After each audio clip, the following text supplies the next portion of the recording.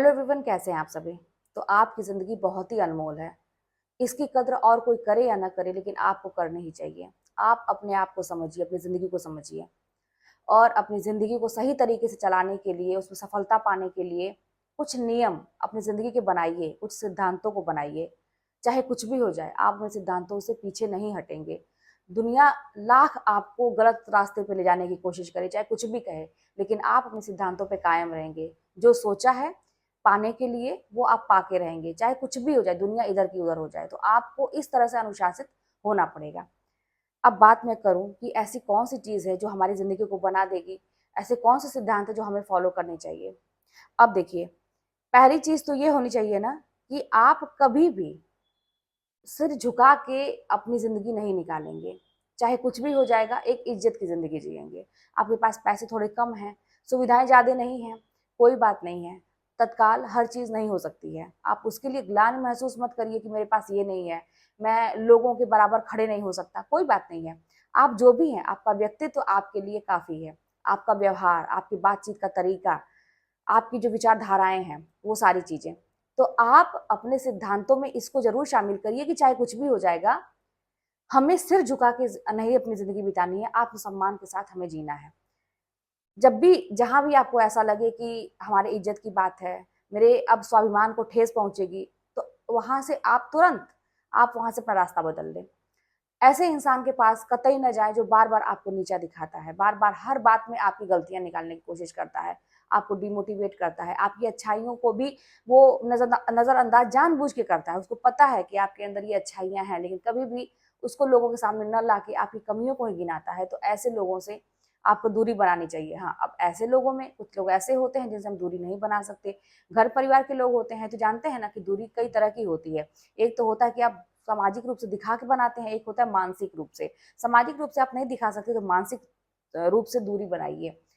दूरी बनाने का मतलब ये है कि आप उनके पीछे पागल ना रहिए, उनके पीछे परेशान ना होइए। जब आपको पता चल गया कि उस इंसान के लिए या किसी के लिए भी हम कुछ भी करेंगे, फिर भी वो हमारे लिए कमियाँ ही निकालेगा, तो फिर आप अपने ऊपर काम करना शुरू करिए। थोड़ा-थोड़ा, थोड़ा-थोड़ा कम करिए। एक समय ऐसा आएगा ना कि उस इंसान से बहुत दूरी बन जाएगी आपकी। बस जितना आपका कर्तव्य है उसका निर्वहन करिए और अपने अपने ऊपर फ़ोकस करिए। दूसरी चीज़ ये है, ये तो हो गई स्वाभिमान की बात। और दूसरी चीज़ ये अपनी ज़िंदगी में ज़रूर शामिल करिए कि गलत बातों को कभी बर्दाश्त नहीं करेंगे। क्योंकि जानते हैं क्या होता है, ये गलत चीज़ें बर्दाश्त कर के कहीं न कहीं से हम अपने पैर में कुल्हाड़ी मारते हैं।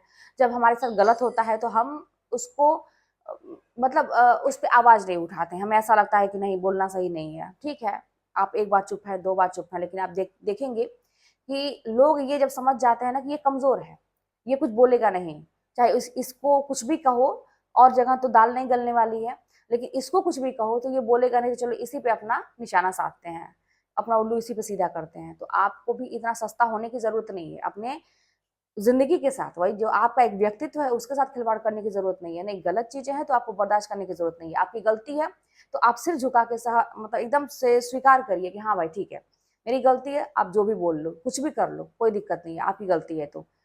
लेकिन अगर नहीं गलती है तो फिर आप नहीं, आप ठीक है अपनी बात रखना सीखिए। ज़रूरी नहीं है कि हर चीज़ के लिए लड़ाई झगड़ा किया जाए।